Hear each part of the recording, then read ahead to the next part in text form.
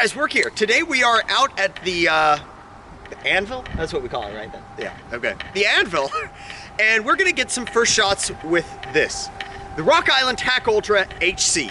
For those of you who haven't been keeping track of our updates, we're now working with Rock Island, so they did send us this TAC Ultra, along with 250 rounds of Arms Core 9mm, which is what we're gonna be running through it here today. Neither one of us has shot this gun yet. We both played with it a little bit, but neither one of us has shot it yet. So we're gonna go ahead and take some first shots.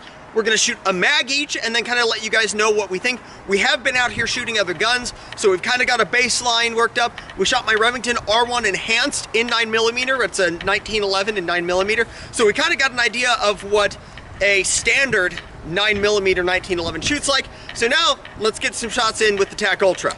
All right.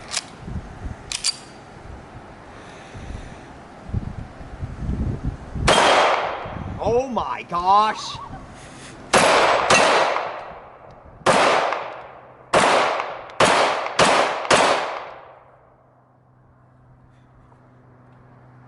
Okay, I got it. I missed. That was my bad.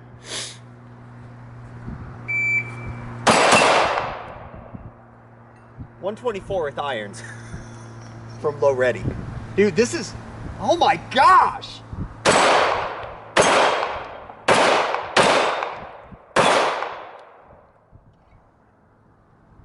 Okay. So that was my first mag. And all right, so initial thoughts. First of all, this is a, I think, 46 ounce gun. It is not a light gun. It's actually really freaking heavy. But oh my gosh, the thing shoots like a 22. We just got done shooting a 22-45, and I'm pretty sure this recoiled less. I'm relatively sure that this recoiled less than the 22-45. The trigger is... You're kind of excited now too, aren't you? The trigger is nice. Like, it's not a light trigger. The trigger in my R1 is about 3.5 pounds. This one's probably about 4. I know that half pound sounds kind of dumb and nitpicky, but that half pound actually does a lot. And the action is just smooth. The recoil is almost non-existent. Like, for me, I'm not a great shot, and for me to hit 2 shots, that was an 8-inch steel plate at about 10 yards from Low Ready in one, oh, it's reset now. It was like 1.6, I think. Yeah, I'm impressed. So far, so good. Again, we're running the Arms Core ammo, again, from Rock Island. They gave us that as well. And, all right, well, it's Builder Shooter's turn, so let's see what he can pull off with it.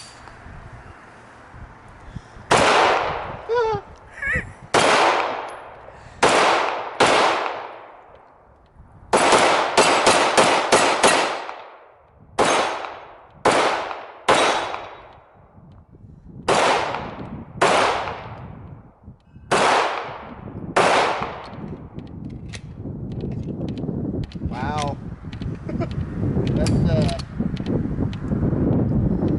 That's probably the flattest pistol I've ever shot, including my Comp 17.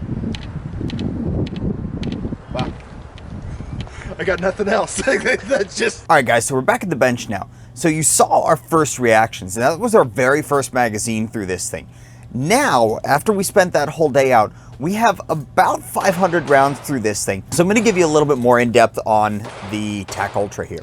So in first using it, it was really impressive. The Recoil Impulse, we had just gotten done shooting a bunch of guns. The Recoil Impulse on the TAC Ultra is nothing compared to other 9mm. And it's just because it's such a heavy gun. It's a 1911 design with a 9mm round. And those things all lend themselves to a really smooth shooting gun. And the TAC Ultra definitely is a smooth shooting gun. We didn't have any problems with it. We ran a bunch of ammunition through this thing. We ran the Arms Core that Rock Island sent to us. We ran Midwest Industries ammo, which if a firearm is going to malfunction as far as reciprocating, that's probably the one that's going to do it on. It's a little bit of a light load. We ran steel case Wolf through it. We ran Winchester white box. I believe there was some PMC in there and at least one other round through there. Now that day we primarily stuck to the 115 grain, just off the shelf cheapo ammo.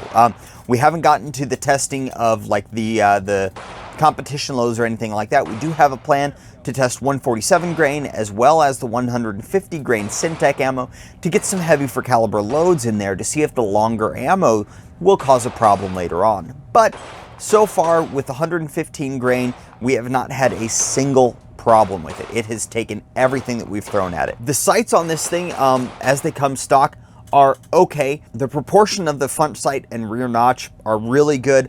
The front sight comes with this, it's kind of like, it's an orange fiber rod, but it's not a nice clear fiber, not a nice clear red anyway, like you see on other fiber guns. This is like an orange kind of cloudy rod, so it doesn't pick up a whole lot of light. It does pick up light, just not well. We still have testing to do with the sights. We're going to test the adjustability of the rear sight and some other things, but overall, the stock package of what you get when you get this as far as sights go, they're definitely serviceable. This is one of those guns that you have to try to not shoot well.